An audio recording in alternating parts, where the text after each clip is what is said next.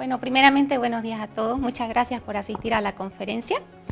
Quiero agradecer inicialmente a la UPSA por brindarnos o invitarnos a esta conferencia para poder contarles un poquito lo que es nuestra trayectoria profesional y lo que actualmente nos encontramos ejerciendo ya nuestra carrera en el exterior. Quiero que le hagan llegar nuestros saludos cordiales a la rectora, a Lauren Müller, al vicerrector, al licenciado Sergio Daga, saludar al decano de la carrera de la Facultad de Ingeniería, el ingeniero o el doctor Oscar Serrate, y también saludar al ingeniero Julio Solano, que es el jefe de carrera, que era de nuestra carrera de Ingenierías y Telecomunicaciones, pero actualmente de la Ingeniería Electrónica y futuramente de la carrera Mecatrónica y Robótica. Y también al ingeniero ex decano Javier Alanoca. Muchas gracias. Bueno, nosotros vamos a contarle un poquito, vamos a hacerlo más amigable para que no haya ese miedo y rompamos un poquito. Entonces vamos nosotros a empezar contándoles un poco y mostrando todo lo que es la parte técnica, pero no entrando muy a detalle. Mi nombre es Celia Gutiérrez, soy egresada de la Universidad UPSA el año 2012. Entonces actualmente me encuentro radicando en Australia, en Sydney, y soy ingeniera de redes y telecomunicaciones y mi cargo es ingeniera senior especializada en voz sobre IP. Gracias, Celia. Bueno, buen día a todos. Mi nombre es Carlos Guardia. Soy arquitecto senior de soluciones en la nube, actualmente en la empresa Amazon Web Services, o AWS, como se lo conoce. Y sí, igual soy ingeniero de aquí de la universidad, el año 2011, de la carrera de redes y telecomunicaciones, ¿no? Entonces, como dijo Celia, la agenda breve, más o menos de lo que vamos a hablar hoy día, vamos a hacer una introducción a lo que son las nubes globales o el cloud computing que se escucha, digamos, bastante en los últimos años. Vamos a hablar específicamente sobre la nube en la que yo trabajo, que es Amazon Web Services, que es la que puedo o pude, digamos, sacar algo de información internamente para mostrarles y compartir con ustedes. Un poco de las arquitecturas y diferentes tipos de soluciones que se pueden armar en AWS, enfocado justamente en una de las carreras nuevas que se está lanzando en la universidad, la parte de robótica. Entonces, brevemente hablaremos de eso. Le cedo la palabra a Celia para que hable un poco de lo que ella maneja hoy en día, también en la nube, pero enfocado en lo que es telefonía, ¿no? Entonces, telefonía en la nube y los diferentes tipos de arquitecturas que maneja Celia en la nube. Bien, entonces empecemos con una definición de cloud computing, antes de hacer una introducción técnica. Esta es como que la definición teórica que se encuentra, ¿no? Es la computación en la nube, y voy resaltando palabras claves que las vamos a ir como que explicando y hablando durante la presentación, ¿no? Entonces, la computación en la nube es la entrega bajo demanda de recursos de TI a través de Internet bajo un esquema de pago por uso, o el pay as you go en inglés. En lugar de comprar, poseer y mantener centros de datos físicos y servidores, uno puede acceder a servicios tecnológicos como cómputo, almacenamiento y base de datos según se requiera, directamente de un proveedor de nube global. Esa es la definición teórica de lo que es la nube o de lo que es cloud computing. Lo que vamos a hacer en la presentación de hoy día es simplemente ver y tratar de analizar un poco más en detalle algunas de esas palabras claves sin entrar mucho en contexto. Hagamos una pequeña introducción. ¿Qué es la nube? ¿No? La famosa nube que se escucha bastante hoy en día en el área de tecnología. La mejor forma, muy breve, con dos gráficos de describir la nube, es viendo qué es lo que había antes de la nube, ¿no? Entonces, nube se escucha bastante hoy en día, pero ¿qué es lo que había antes? Tradicionalmente, empresas, universidades, ¿no? Corporaciones que necesitaban levantar o desplegar aplicaciones, servicios, ¿no? Desde servicios internos como servicios contables, sistemas contables, o hoy en día aplicaciones que se usan de forma masiva, ¿no? Que todos usamos hoy en día en el celular, en la computadora. La forma tradicional era bastante sencilla, ¿no? Yo necesitaba levantar servidores, necesitaba levantar bases de datos, tenía que ir por el camino tradicional de ir y comprar y adquirir esos servidores, ¿no? Comprar almacenamiento. Ahora, yo no puedo comprar servidores y simplemente ponerlos sobre la mesa. Entonces necesitaba todo lo que llamamos un centro de datos o un data center, que es básicamente un espacio físico, un cuarto, dependiendo del tamaño, ¿no? Puede ser desde un cuarto pequeño hasta edificios de 10, 20 pisos, lleno de servidores, ¿no? De ahí viene todo el tema de climatización, energía, etc. O sea, hay todo un esquema técnico y físico antes de poder levantar los servidores, storage, bases de datos y demás, ¿no? Una vez tengo todo eso, lo que llamamos on-premise IT, efectivamente recursos de tecnología en sitio que las empresas manejaban, necesitamos hacer el desarrollo de aplicaciones, ¿no? Hasta eso ya pasaron meses, ¿no? Desde que hacemos el pedido de los servidores, hacemos el raqueado, montamos, etc. Y yo puedo acceder a esas aplicaciones a través de una red corporativa, ¿no? Eso era lo tradicional. ¿Qué es la nube? Es esencialmente llevar todos estos recursos que se manejan, y aquí simplemente lo resumí en cuatro palabras o 4 recursos: servidores, bases de datos, almacenamiento y aplicaciones a la nube o a Internet, ¿no? Y en lugar de yo administrar todos estos recursos físicos, voy a contratar un proveedor de servicio de la nube que me va a poder otorgar y ofrecer este mismo tipo de recursos a través de Internet, que es comúnmente lo que se utiliza hoy en día, o a través de líneas dedicadas, especialmente para empresas ya privadas, ¿no? Porque no todo lo que yo suba a la nube necesariamente quiere decir que va a ser accedido desde Internet, porque igual se utilizan sistemas internos, ¿no? Entonces, la nube no está limitado simplemente a aplicaciones de Internet, sino muchas empresas, que es uno de los roles en los que yo trabajo con Amazon. Yo me reúno con empresas, con startups, banca, gobierno, para ver qué tipo de aplicaciones podemos migrar de sus data centers físicos y migrarlos a la nube. Y obviamente, si hablamos de entidades como gobierno o la banca, no todas las aplicaciones son públicas, ¿no? Por Internet. Entonces, sí existe otra línea que se puede levantar, que son líneas dedicadas o líneas privadas, desde las empresas hasta la nube, pero seguimos usando los beneficios de la nube, ¿no? Que es lo que vamos a hablar enseguida.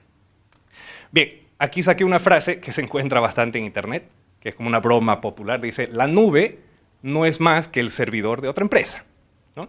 Que en parte es cierto, ¿no? Cuando hablamos de la nube en realidad son servidores que están en algún lugar. O sea, alguien tiene que administrar esos servidores, alguien tiene que construir los centros de datos y, bueno, y hacer toda la gestión. Entonces, lo que vamos a ver ahora es que no es solamente un servidor, o sea, hay toda una ingeniería y arquitectura detrás, pero es una broma que se ve bastante, ¿no? Entonces, no es más que un servidor de otra empresa. ¿Cuáles son estos componentes que hacen posible este concepto de nube global y que, trabajando todos en conjunto, permiten levantar las arquitecturas y soluciones que voy a hablar enseguida, ¿no? Entonces, efectivamente, sí tenemos servidores, es como la base o la base fundamental de lo que es la nube, porque con los servidores tenemos el acceso básico de cómputo, CPU y memoria RAM, ¿no? Que es lo esencial para cualquier tipo de aplicación.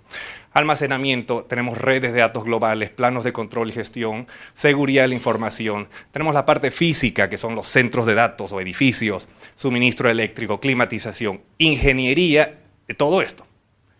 Las nubes globales, en Amazon tenemos equipos de ingeniería de climatización, que su trabajo es simplemente hacer un monitoreo y a nivel escala, o sea, a nivel de miles o de millones de servidores, de solamente el tema de climatización, tema de temperatura, humedad, en los centros de datos. En Amazon tenemos centros de datos, por ejemplo, en Irlanda, en Europa, donde el clima es bastante cálido, frío, que el nivel de ingeniería de climatización que se aplica a ese data center en Irlanda es muy diferente al nuevo data center que estamos levantando en Dubái, por ejemplo. Entonces, hoy día estamos levantando 4 o 5 centros de datos en los Emiratos Árabes, en Dubái, y la ingeniería de climatización es completamente diferente. Entonces, ven cómo hay equipos de ingeniería para cada uno de estos puntos, ¿no? Y todo eso hace posible justamente el tema de poder contar con este tipo de nubes globales, ¿no? Microsoft tiene centros de datos bajo el agua, en el océano, para aprovechar el tema de la climatización natural que existe bajo el mar. Pero ahí viene otro tipo de ingeniería, ¿no? O sea, ¿cómo voy a llevar un centro de datos bajo el mar? Energía, fibras ópticas y más. Entonces, etcétera. Lo resumo con etcétera porque nuevamente podríamos hablar bastante. Le cedo la palabra a Celia. Ya, yo les voy a hablar un poquito de los beneficios en la nube. Entonces, entre uno tenemos la agilidad. Ahora podemos levantar servicio en cuestiones de segundos, minutos, horas.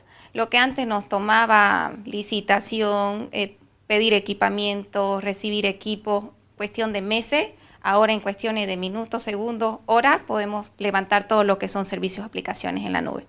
Entonces, por ejemplo, en la parte de infraestructura está la base de datos, almacenamiento, todos los centros de cómputo, los data lakes, los análisis, entre otros. La siguiente es elasticidad.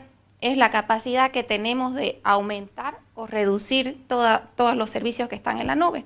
Entonces es cuestión también súper rápido de ir a los servicios que nos ofrece Microsoft, AWS, Google y tener esa capacidad de reducir. Va a depender, por ejemplo, voy a dar un ejemplo rápido. Hay empresas o el Black Friday, entonces sabemos que ellos ya saben que va a haber más frecuencia o uso de las páginas web o sitios, entonces va a haber más flujo de datos. Entonces en eso ya todo el equipo de ingeniería se encarga de aumentar todo ese ancho de banda, esa capacidad que es en la nube en cuestión de un clic y pasado el Black Friday volver a disminuir. Entonces ahí es un gran ahorro de costos y lo que antes no se hacía era subdimensionar porque decíamos en el Black Friday iban a haber más clientes accediendo, pero el resto del año no, entonces era un gasto innecesario. Después tenemos lo que es ahorro de costos. Entonces, al momento eso de disminuir o aumentar es un grande ahorro de costo. Pasa a ser lo que es CAPEX a OPEX, ¿no? Porque antes era una inversión fuerte de capital, donde estábamos hablando de montos altos, de compra de equipos, de licitación, espera, pasamos a lo que ahora es en la nube. Pagamos por lo que consumimos. Se paga por los servicios. Entonces, súper fácil de ir, aumentar, disminuir y pagar realmente por lo que está siendo utilizado. Y luego viene lo que es el alcance mundial. Entonces, al tener estas empresas grandes, entonces podemos levantar nuestra startup o cualquier empresa en cualquier parte del mundo. Entonces ya no tenemos que pensar en abrir oficinas, en compra de equipos, ingeniería, levantar equipamiento, porque ya todas estas empresas nos ofrecen todos los servicios en la nube. Simplemente levantamos los servicios y podemos brindar todos los servicios en cualquier parte del mundo, lo que es Netflix, hasta pedidos ya. Muchas empresas hacen eso porque ya es bastante fácil. Lo único que siempre tratando de escoger las regiones más cercanas, porque Amazon tiene servidores o servicios en todo el mundo. Entonces tratando de escoger la región más cercana para evitar la latencia y dar un mejor servicio al usuario final, que eso es lo que se quiere, ¿no? Dar mejor servicio a todos los usuarios. Gracias, Celia. Siguiendo con un poco la definición de la nube, entrando un poco más en detalle, cuando abrimos esa nube, que por lo general es algo como que mágico, ¿no? Sabemos que está en la nube y lo dejamos ahí. Es un concepto abstracto, sabemos que es la nube, pero si entramos en detalle, podemos ver que los diferentes tipos de servicios que existen en la nube y la nomenclatura que se maneja bastante a nivel técnico, podemos categorizar en tres variables, ¿no? Tenemos lo que es infraestructura como servicio, o el IaaS, Infrastructure as a Service en inglés. Tenemos Platform as a Service o plataforma como servicio y el software como servicio o el SaaS, el famoso SaaS, que es justamente la polera, el Software as a Service, ¿no? Rápidamente, ¿cuál es la diferencia entre ambos? Infraestructura como servicio viene a ser lo más cercano a lo que las empresas tradicionalmente hacían, ¿no? Tradicionalmente las empresas, universidades, industrias compraban servidores físicos, compraban almacenamiento, storage, y empezaba todo un equipo de desarrollo de ingeniería a levantar desde sistemas operativos, levantar la aplicación, hacer el desarrollo de la aplicación, bases de datos, etc. Infraestructura como servicio es exactamente lo mismo. En lugar de tener estos servidores físicos, yo puedo acceder a máquinas virtuales, lo que las VMs o las máquinas virtuales en la nube, pero el proveedor, como AWS o Microsoft, efectivamente me está entregando una máquina vacía, ¿no? Entonces, tengo la máquina virtual con un sistema operativo muy básico, donde la empresa puede hacer ese desarrollo inicial. Entonces, es la misma infraestructura que las empresas tradicionalmente conocían. La única diferencia es que ahora lo estamos haciendo como un servicio. ¿Qué servicio? Es un pago mensual de los beneficios que explicó Celia, y yo voy haciendo el pago de acuerdo al uso, ¿no? Ahora, infraestructura como servicio normalmente es el primer paso, ¿no? En el ámbito ya laboral, cuando yo me reúno con clientes, con empresas, y estamos hablando de migrar aplicaciones de centros de datos físicos a la nube, por lo general, el primer paso de las empresas es migrar a un sistema de Infrastructure as a Service o infraestructura como servicio, porque es lo más sencillo. Tengo mi servidor con todo el desarrollo y la base de datos, que gasté miles o millones de dólares, años en desarrollar, y no quiero empezar de cero, ¿no? Entonces, la migración a la nube tiene que ser por etapas. Pueden ser meses, años que tarde una empresa en migrar a la nube. El primer paso, por lo general, es infraestructura como servicio, donde literalmente agarro la máquina virtual o el servidor o la aplicación que está corriendo en mi centro de datos y simplemente hago una migración a la nube. En cuestión de minutos o días, ya migré a la nube. Ahora, sí es el que me da mayor flexibilidad, pero no es el mejor escenario o el mejor aprovechamiento de la nube, pero es lo que normalmente se hace como primer paso, ¿no? A nivel de empresa. Entonces, infraestructura como servicio, que más adelante voy a mostrar algunos de los servicios que AWS ofrece, es cómputo y almacenamiento bajo demanda. El siguiente paso es plataforma como servicio. Entonces, el PaaS, el Platform as a Service, va un paso más allá. Puede ser que empresas salten directo a un servicio de plataforma como servicio, o una vez en la nube ya es más fácil hacer una migración de infraestructura a plataforma.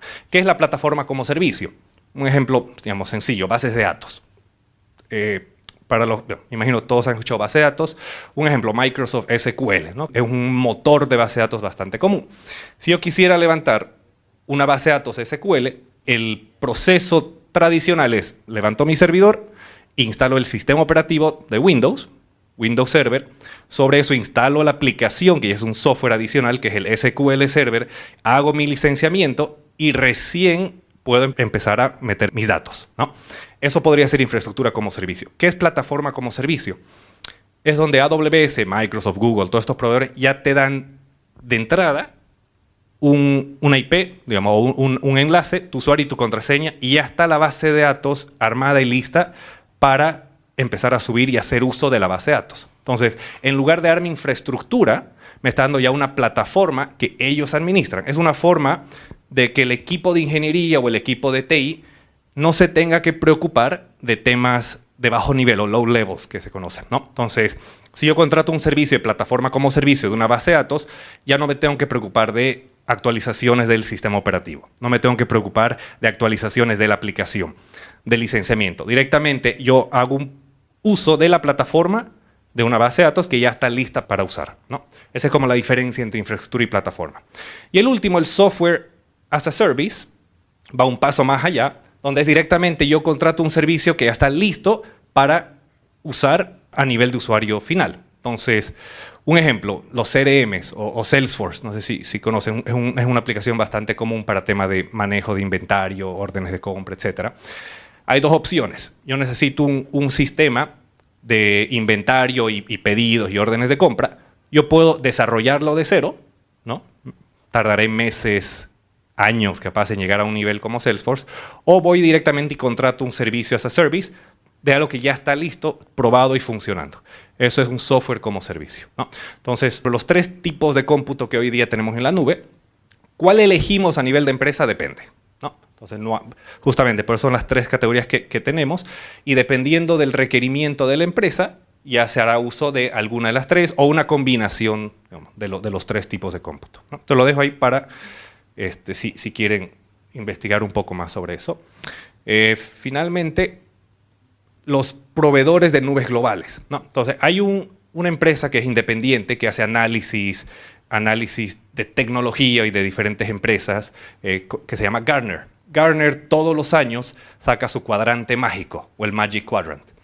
Y lo que hace en especial es el Magic Quadrant para servicios de infraestructura y plataforma en la nube. Es básicamente todos los proveedores de nubes globales al año, a la fecha, este es el último de junio del 2022, ya está por salir el del 2023, y por donde podemos ver los diferentes proveedores de nubes globales. Hay más de estos, sí, hay muchos más proveedores, pero según Gartner, que tiene como 20 o 30 puntos para clasificar estas empresas y ponerlos en las cuadrantes. Tenemos líderes en el mercado, tenemos visionarios, tenemos especialistas y tenemos rivales, ¿no? Por lo general, en los últimos 15, 16 años, ha estado Google, Microsoft y AWS en el cuadrante de líderes, ¿no? Que por lo general son los tres proveedores más grandes a nivel mundial. Dependiendo de las empresas, por ejemplo en Australia, donde actualmente trabajamos, y hay leyes y normas que obligan a empresas, especialmente en la banca, el equivalente, digamos, a la ASFI en Australia, donde ya tienen que adoptar por ley un esquema multi-cloud. ¿Qué quiere decir eso? Que no pueden depender de una sola nube. Y eso que cada nube tiene redundancia, pero de todo tipo, ¿no? O sea, Amazon en Australia tiene más de 8 o 9 data centers distribuidos en varias ciudades. Pero a nivel de ley, ¿qué pasa si Amazon cae? Entonces no puede poner en riesgo el servicio de la banca, los usuarios y demás. Y hay leyes de multi-cloud, que los bancos tienen que estar en más de una nube. Por lo general, Microsoft o Google, ¿no? Que son los tres top, ¿no? Entonces, sí toca a veces trabajar en proyectos donde tenemos que hacer integraciones con otros proveedores. No necesariamente es algo malo, incluso yo o varios de mis colegas tenemos certificaciones de la competencia, porque si vamos a hacer integraciones, quiere decir que vamos a estar trabajando de la mano con el equivalente mío de Microsoft o el equivalente mío de Google y tenemos que en cierta forma tratar de hablar el mismo idioma. Los conceptos son los mismos, la forma en que cada proveedor lo aplica puede ser diferente. En general los conceptos de nube son los mismos, ¿no? Entonces es muy común ver certificaciones, digamos, de ingeniería o de los ingenieros distribuidos principalmente en estos tres proveedores, que son como los líderes, ¿no? Tenemos Alibaba Cloud y Oracle, que están como visionarios, como que les falta un paso más para poder entrar al líder. Y tenemos la parte de especialistas. ¿Qué es especialistas? Son nubes como IBM, Huawei Cloud, donde tienen el servicio de nube global, pero se han especializado en ciertas verticales, ¿no? Entonces, por ejemplo, el tema de Huawei, especializado en la parte de telecomunicaciones, la parte móvil, la parte IBM hace bastante lo que es Big Data, análisis de datos. Entonces, si yo tengo el requerimiento como empresa de un servicio sumamente especializado, puedo optar por alguno de estos proveedores de nube global. Los líderes, por lo general, tienen el equivalente de los servicios que estos ofrecen, ¿no? Entonces, justamente es lo que Gartner nos ofrece todos los años y es lo que las empresas utilizan bastante al momento de tomar decisiones en qué proveedor de nube utilizar, dependiendo del requerimiento que yo voy a tener este año, ¿no? Qué proyectos yo tengo. Ahora, hablando un poco sobre la nube específicamente de AWS, rápidamente, un poco de historia. La historia de Amazon. Amazon.com, que es el e-commerce más grande del mundo, nace el 95. El Amazon Web Services, que en realidad es una subsidiaria, es otra empresa, ¿no? Dependiendo del mismo grupo de Amazon empresarial, es otra empresa, se crea el 2006. Quiere decir que llevamos 16, 17 años en el mercado. Y a raíz, la historia es interesante, ¿cómo nace AWS? AWS nace a raíz de un requerimiento interno de Amazon.com, ¿no? Amazon.com, el e-commerce, en los años 2000, 2005, que voy a mostrar enseguida, ya tuvo un crecimiento exponencial. Al nivel donde los mismos desarrolladores, los mismos ingenieros de sistemas, de cómputo, se sentían como que atorados en poder innovar o poder sacar nuevas funcionalidades porque el equipo de infraestructura no estaba yendo al mismo ritmo, ¿no? A nivel empresas grandes son muchos equipos de ingeniería que se tienen internamente. Por lo general tenemos el equipo de infraestructura, que son los que manejan temas de servidores, centros de datos y demás, y tenemos los desarrolladores, que son los que programan, pero para que un programador o un desarrollador pueda hacer uso necesita la infraestructura, ¿no? Hay como una dependencia entre ambos equipos. Si los dos equipos no están yendo al mismo ritmo, ¿no? Que es lo que sucedió en Amazon al comienzo de los años 2000, los desarrolladores estaban sacando funciones, expandiendo el e-commerce, la tienda, pero el equipo de infraestructura estaba muy atrasado. Y es donde nace el concepto de darle a los desarrolladores la posibilidad de que ellos por su cuenta puedan levantar servidores, puedan levantar bases de datos, puedan levantar almacenamiento sin tener esa dependencia del equipo de infraestructura. Entonces, nace como un proyecto interno de Amazon. Se crea todo un equipo de ingeniería para crear este infraestructura como servicio internamente, ¿no? Entonces hay un equipo de ingeniería, levanta servidores, bases de datos, hace todo un desarrollo interno y le da las herramientas a los desarrolladores y decirle, ok, aquí está, si necesitan lanzar una nueva función, necesitan más servidores, ustedes pueden hacer su propio lanzamiento. Ya no necesitan o no dependen del equipo de ingeniería. Y eso a su vez permitió que Amazon se dispare a nivel global. Se vio el negocio, se vio que no había nada similar en el mundo y muchas empresas tenían las mismas necesidades y es como agarra y se crea y se lanza al público este servicio que hoy conocemos como AWS o Amazon Web Services, ¿no? Entonces es una historia interesante, nace como un proyecto interno, como la mayoría de los startups o la mayoría de las empresas. Se ve que hay esa necesidad en el mundo y lo hacemos público, ¿no? Y de ahí en adelante, todos los demás lanzamientos, como el Kindle, que son los ebooks, Prime Video, Alexa, Books, Robotics Go, todas estas empresas, incluyendo, si vamos para atrás, Amazon.com y Prime, ahora corren sobre AWS. Entonces vienen a ser como que clientes de AWS, ¿no? Toda la página de Amazon.com, todo lo que es Alexa, todo lo que es Prime Video, corren sobre AWS.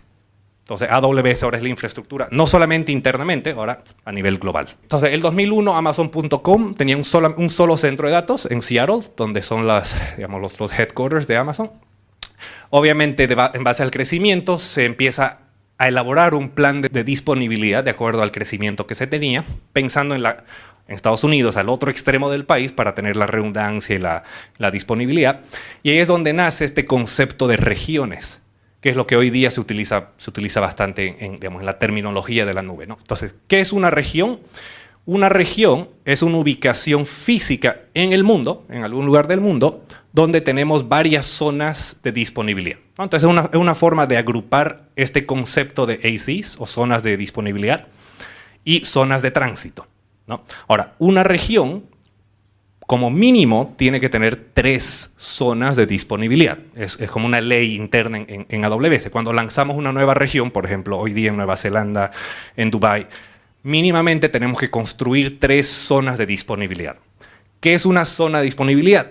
Son múltiples centros de datos. O sea, una zona puede tener uno o más centros de datos, y cada uno de estos centros de datos son completamente independientes en tema de alimentación eléctrica, redes, conectividad, climatización, etc.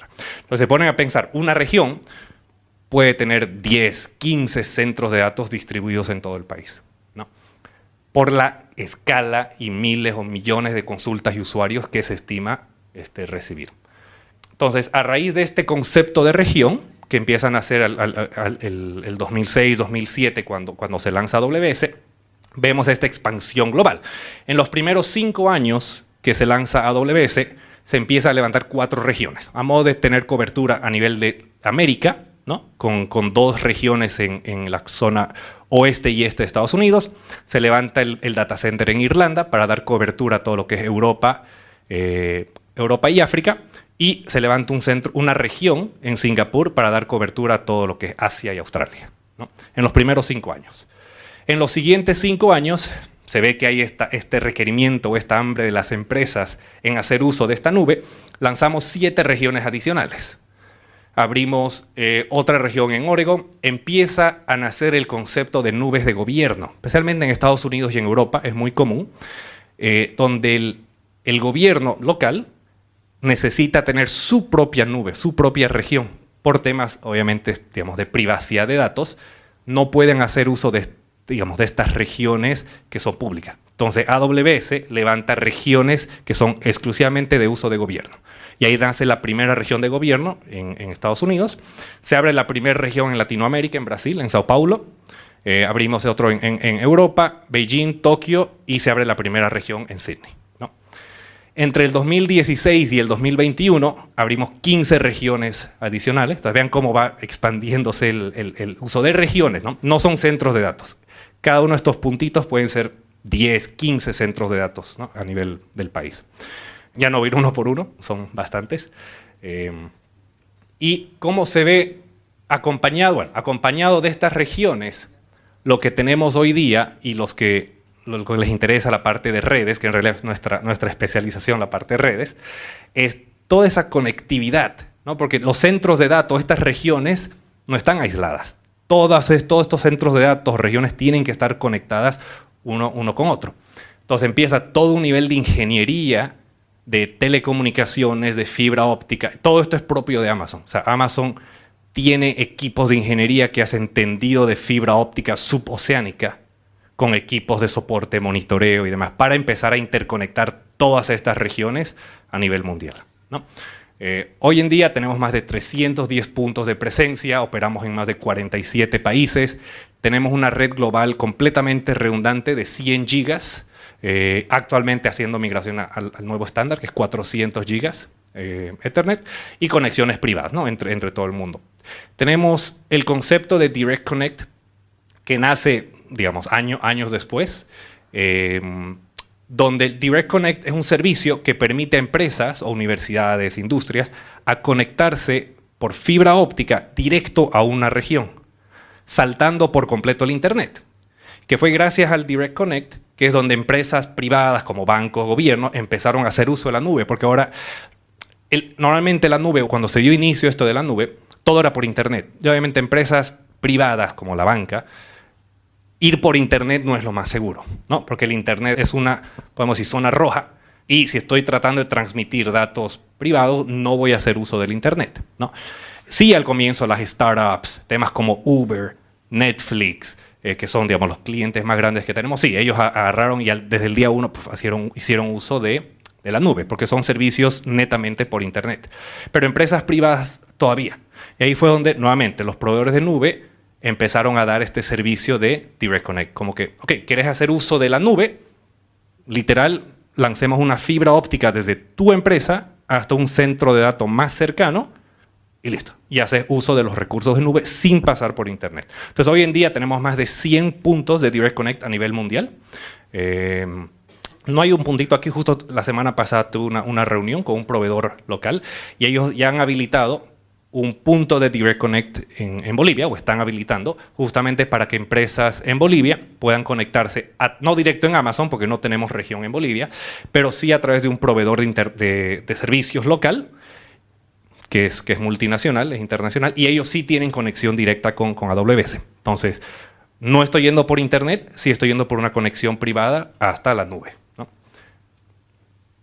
Bien, AWS a la fecha tiene millones de clientes activos, entre los más grandes, por ejemplo, está Netflix. A nivel Latinoamérica tenemos pedidos ya de Hoya, Mercado Libre, que es uno de los más grandes en Latinoamérica, Spotify. Tenemos a nivel de sector público, universidades como Harvard, privadas, Coca-Cola, Disney, toda la plataforma de Disney Plus, que es, digamos, la competencia de Netflix, y Amazon Prime, ¿no? También corre sobre AWS, ¿no? Adobe, tema de software y demás. Samsung, GoPro, todas estas empresas son clientes activos de AWS. Ahora, a estos millones de clientes activos sí les preocupa el tema de seguridad, rendimiento, escalabilidad, alcance global, etc. Como un ejemplo, Amazon S3, que es uno de los servicios más utilizados en AWS, a la fecha, o capaz esto es del 2022-21, tenemos 100 trillones de objetos almacenados, ¿no? Con picos de decenas de millones de peticiones por segundo. Conocen Dropbox, que es más, digamos, más común en medio de cliente final. Dropbox corre sobre AWS, sobre S3. Entonces, Amazon S3 es el servicio que está detrás de todas estas otras empresas como Dropbox, un ejemplo. Como Dropbox hay miles de otros usuarios, otros clientes, ¿no? Entonces tenemos más de 100 trillones. Y a nivel de instancias o máquinas virtuales, todos los días a nivel mundial se lanzan más de 60 millones de instancias, ¿no? a nivel global. A nivel de seguridad, rápidamente, hay dos tipos de seguridad que hablamos en la nube. Hay el concepto de seguridad en la nube, que es responsabilidad del cliente, ¿no? Entonces, dependiendo de los servicios utilizados, el cliente tiene que ocuparse de unos u otros aspectos. Y hay seguridad de la nube. Entonces, hay dos tipos de seguridad, nuevamente sin entrar mucho en detalle, donde AWS es responsable de proteger el tema de la infraestructura, ¿no? Entonces, seguridad en la nube, eso es completamente trabajo de los clientes en asegurar sus recursos que nosotros como AWS le estamos brindando, pero también hay concepto de seguridad de la nube. Ya para finalizar el tema de AWS, nuevamente, esto es un pantallazo de todos los servicios. A la fecha tenemos más de 250 servicios que ofrecemos como AWS. De esos 250 servicios, los podemos categorizar en esas tres categorías, ¿no? Infraestructura, plataforma o software como servicio, ¿no? Aquí los tenemos divididos en base al tipo de servicio o el tipo de arquitectura que voy a requerir, desde análisis de datos, inteligencia artificial, machine learning, satélite, seguridad, storage, etc. Entonces, la pregunta, ¿siguen creyendo que la nube es solamente el servidor de otra empresa, ¿no? Entonces, es mucho más que otra empresa lo está administrando. Bien, rapidito, tema de algunas arquitecturas. Es simplemente una de las soluciones o arquitecturas que manejamos en AWS y es la que ha tenido, digamos, una explosión bastante fuerte en los últimos 5 o 6 años, el tema de robótica, ¿no? Y va de la mano con la carrera que se lanza justamente al año. El tema de robótica, y todas las tendencias lo dicen, ¿no? Las tendencias sugieren que el stock mundial de robots se está multiplicando de forma masiva y se estima alcanzar los 20 millones de robots para el 2030. O sea, estamos hablando de un par de años, ¿no? De acá. Toda esta necesidad o toda esta tendencia robótica al mismo tiempo requiere de la mano de ingenieros que estén capacitados en el tema de robótica y que puedan hacer uso de estos servicios, ¿no? ¿Dónde son las verticales donde se está viendo bastante tema de robótica? Industrial, logística, militar, todo el tema de energía, petróleo, retail, todo el tema de medicina. La robótica en la medicina es súper importante. Tema de exploración, que se ha puesto de moda, digamos, en los últimos años, lanzando las naves a Marte, a la Luna. Todo eso es robótica. O sea, la exploración robótica de la mano de AWS y proveedores de nubes globales, ¿no? Agricultura, etc. Robótica en AWS, en particular, tenemos una cantidad de servicios que permiten administrar, ya sea conectar o simular, ¿no? Hay empresas que tenemos donde se puede simular antes de hacer la adquisición de la robótica o esta flota de robots. Entonces, conectar, simular, gestionar y extender el uso de los diferentes tipos de servicios de robótica en AWS, ¿no? A nivel internamente en Amazon, dado que Amazon.com es un cliente de AWS, obviamente ellos hacen uso de todas estas herramientas, ¿no? AWS provee una infraestructura desde el borde hasta la nube. Todos estos son robots en uso que usamos en nuestros centros de abastecimiento a nivel mundial. Tenemos hoy en día 250 centros de abastecimiento a nivel mundial, nuevamente, con más de 750.000 robots que permiten hacer el despacho de 1.6 millones de paquetes por día, cosa que fuera imposible hacerlo sin la robótica, ¿no? Entonces, nuevamente, algunas capturas o la importancia de robótica incluso internamente. Entonces, no es solamente todos estos servicios y el video que se muestra, que se vende a empresas finales, es algo que nosotros internamente igual usamos en Amazon, ¿no? Bien, y el segundo tipo de arquitectura que puedo hablar es el tema de inteligencia artificial, que igual es un tema que se puso, digamos, bastante de moda en los últimos años. ¿Qué es inteligencia artificial? Es el campo de la ciencia informática que permite a equipos imitar la inteligencia humana mediante lógica, instrucciones condicionales y un aprendizaje automático, ¿no? Es una forma donde le damos a la máquina, creamos ciertos modelos o ciertos algoritmos, pero en lugar de que en un desarrollo tradicional, donde una aplicación eventualmente va a hacer lo que uno programe, lo que el desarrollador le diga, la inteligencia artificial es efectivamente que él se autoenseñe. Yo voy a darle los comandos básicos, con lógica básica, y que él tenga la inteligencia justamente de autoprogramarse, y va de la mano de otro término que es el machine learning o el aprendizaje automático, ¿no? Que es un subconjunto de la inteligencia artificial que emplea máquinas en busca de patrones en los datos para crear estos modelos de lógica automáticamente. Y finalmente, el último punto, que es el Deep Learning, que es el aprendizaje profundo, que es un subconjunto de aprendizaje automático conformados por redes neuronales de varias capas profundas. ¿Cuál es la diferencia entre Machine Learning y Deep Learning? Por lo general, Machine Learning requiere de la inteligencia artificial para encontrar patrones, voy a mostrar los usos de inteligencia artificial. El Deep Learning va un paso más allá.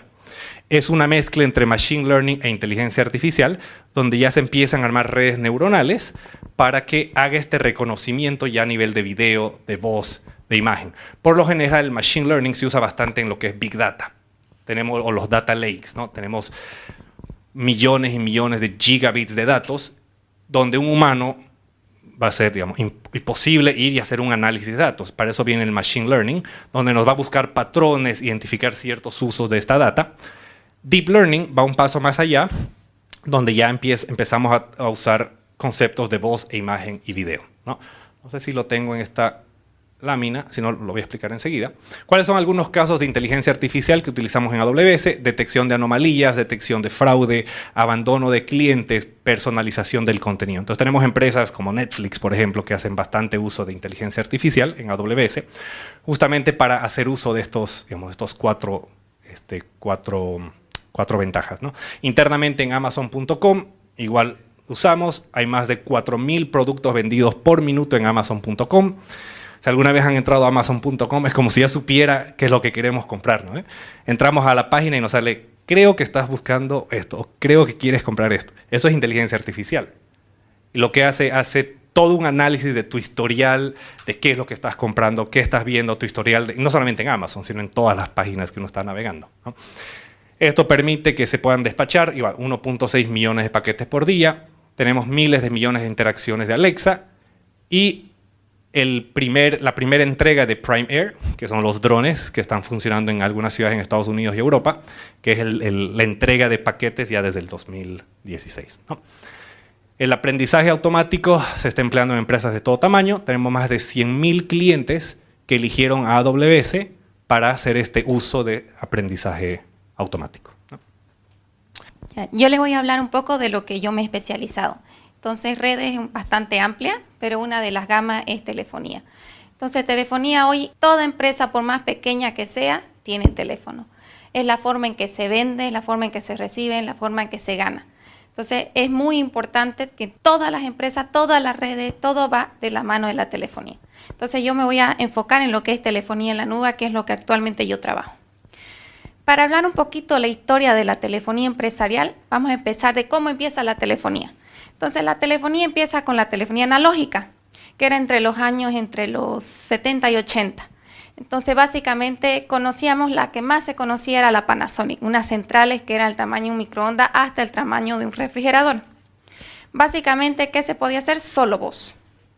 Entonces, yo levantaba el teléfono, podía realizar una llamada o recibir. ¿Qué pasaba si venía una segunda llamada? Ocupado. ¿Por qué? Porque eran telefonía con servicios de FXO, que es una sola línea, 1 a 1.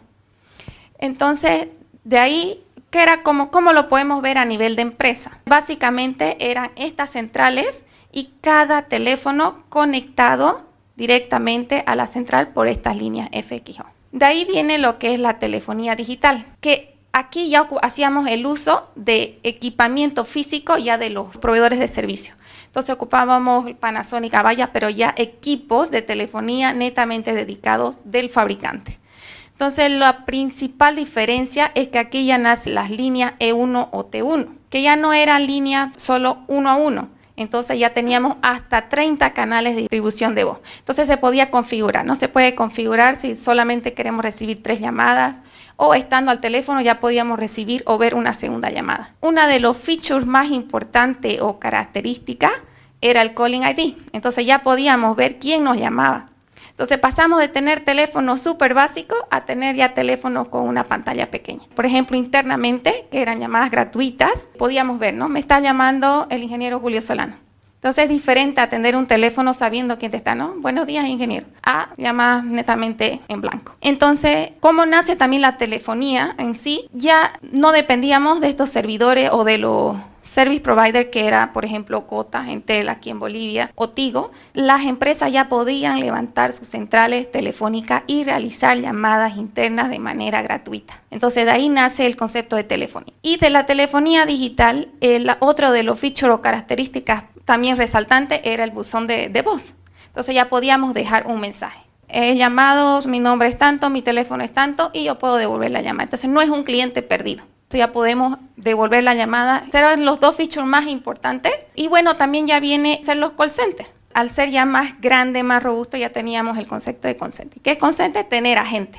Como ya tenemos más de una llamada, ya eran hasta 30, podemos tener la cantidad X de agentes, 10 agentes, y poder recibir llamadas simultáneas de diferentes sitios, diferentes clientes o llamadas locales. De ahí viene lo que conocemos la telefonía IP o comunicaciones unificadas, que es básicamente colaboración. Entonces, la diferencia acá es que ya no ocupábamos líneas E1 o T1 de 30 canales, sino ya viajábamos a través de IP, a través de Internet. Entonces, no hay límite.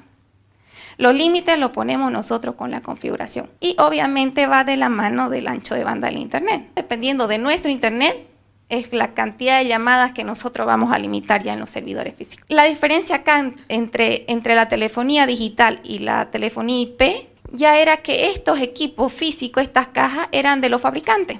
Acá ya no. Acá los servidores podemos hacer uso de cualquier servidor. Puede ser servidor de correo, servidor de FTP, cualquier servidor, porque básicamente es un módulo que instalamos, ya es un firmware, una aplicación donde va a correr la telefonía. Entonces acá ya también nacen los teléfonos más avanzados porque ya tenemos más features.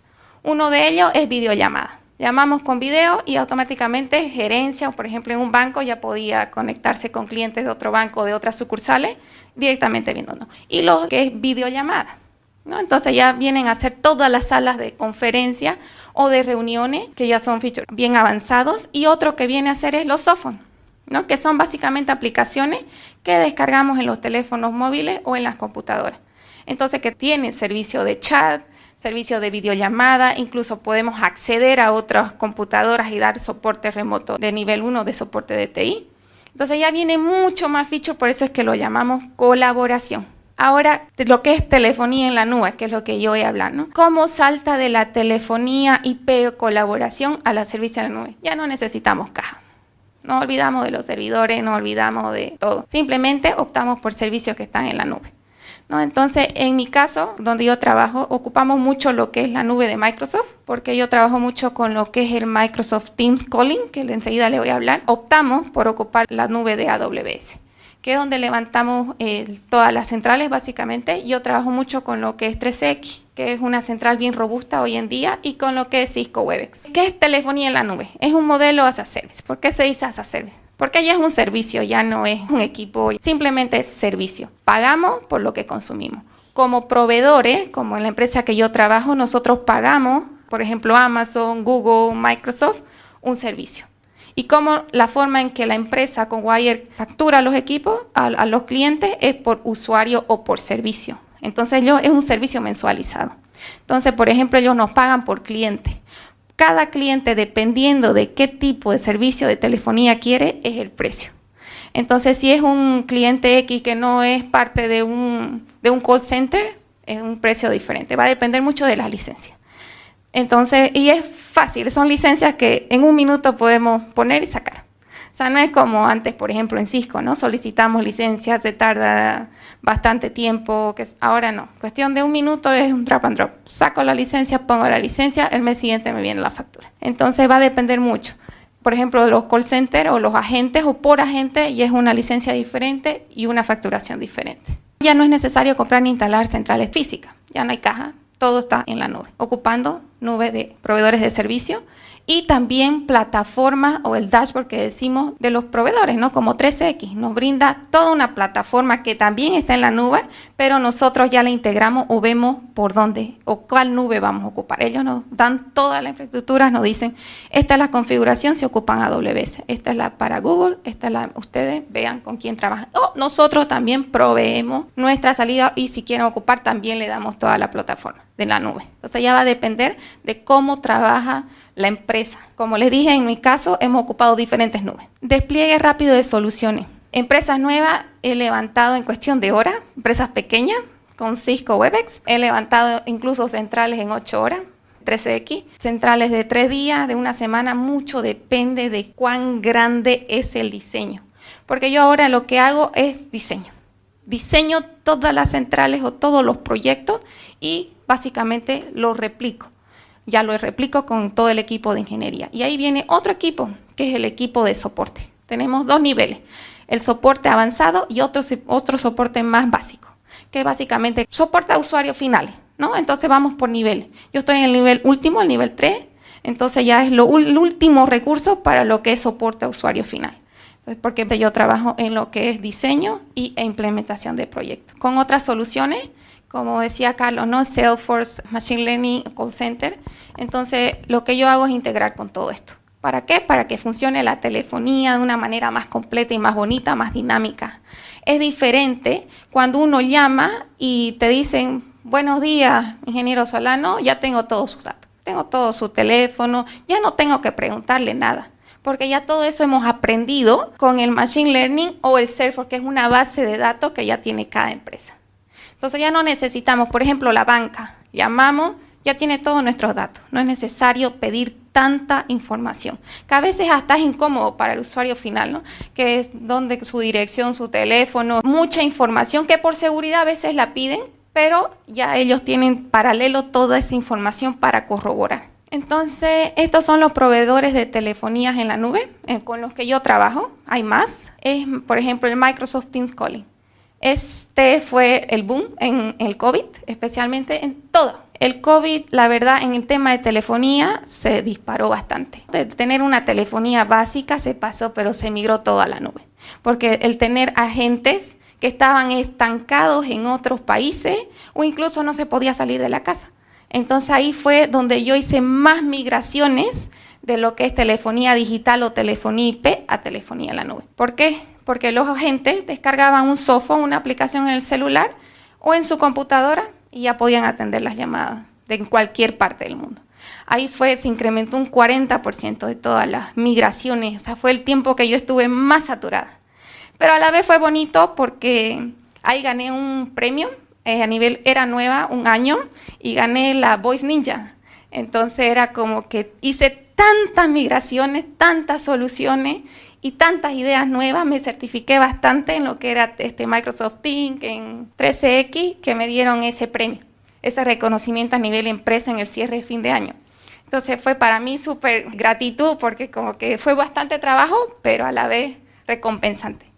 Entonces el Teams Calling, antes había lo que era Microsoft Teams, que era chat, de llamadas, todo, pero ahora hay ese como una extensión, el Teams Calling, que para el usuario final era como que aparece un teclado. Yo le decía, hacía todas las configuraciones, todo, y le decía simplemente cierre sesión, vuelve a iniciar, y lo que ve, el dial pad para llamar y recibir llamadas. Entonces así para ellos totalmente transparente. Y ahí viene el 13X. Esta central bastante robusta, se puede hacer todo. Cuando yo empecé en la empresa, es un dashboard bonito, se puede hacer todo, pero ellos no exploraban más de lo que se puede. Esta central tiene el Code Flow Designer, se llama, que es una de diseño donde realmente se puede hacer todo, porque ya es con líneas de comandos o configuraciones. Entonces lo que hice yo fue certificarme. Certifiqué hasta la más avanzada y empecé ya a ir a reuniones y donde a veces los ingenieros o colegas decían no se puede, yo decía se puede, porque ya no es solo lo que está ahí, ya el momento que una central se puede meter mano, configurar o los APIs, se puede hacer todo. Entonces hacía ya las pruebas de concepto. Empecé a hacer pruebas de concepto y a migrar incluso algunas ya centrales que teníamos a pasarlas al Code Flow Design. Fui la primera en empezar a implementar y de ahí ya me empecé un tiempo largo de meses a capacitar. Tenemos el Cisco Webex. El Cisco Webex nosotros lo usamos para empresas medianas pequeñas. Es rápido, lo configuramos en cuestión de minutos. Nosotros usamos un service provider que es Access4, que él nos da toda la plataforma. Básicamente, como les dije, mañana quiero tener 10 agentes y no 8, ya estuvo, 5 minutos. Súper fácil. Pero cuando ya se trataba de soluciones un poquito más robustas, ya me iba por el 13X. O migrar de Webex a 13X. O a Microsoft Teams Calling. Arquitecturas de telefonía en la nube. Vamos a ver. Este es un diseño básico, un code flow de cómo vemos la telefonía. Este es bien sencillo, ¿no? Entra la llamada y escucho un greeting, un saludo, ¿no? Buenos días, gracias por llamar a esta empresa. Pero esto es interesante porque ahí empezábamos a usar un poquito de inteligencia artificial, es lo que ocupo yo. Entonces ocupo la plataforma de Amazon y genero los audios que básicamente son textos y ya me lo lee, ¿no? Ya empieza a generar la computadora todo un mensaje de voz, pero dependiendo del país. Entonces yo le digo, estoy en Australia, quiero que sea mujer, el acento que sea australiano. Entonces ya me lo genera el audio, todo el concepto de IBR de menú. Entonces no presione 1 para gerencia, 2 para comunicarse con ventas, 3 con el directorio, pero ya todo utilizando inteligencia artificial. Entonces, ¿no? Ya vienen ahí, ¿qué hacer con este flujo? ¿No? ¿Qué pasa si la persona digitó 1? Entonces, mandar las llamadas a todo este equipo de call center y si no contesta esa, mandarlo a la mensajería de voz, dirigirlo a otro teléfono celular. Se puede hacer todo. Realmente sí, hay empresas que deciden que la llamada tenerla en una cola de espera. Entonces, no, y va por orden de prioridad. Eso es lo bonito. Entonces, vienen 10 llamadas y la central sabe quién llamó, quién está de número 2, número 3, número 4. Y nunca se pierden las llamadas. Entonces, la llamada o podemos dejarla 10 minutos, 15, el tiempo que la empresa decida, o podemos mandarla a mensajería. O podemos incluso darle la opción de skip.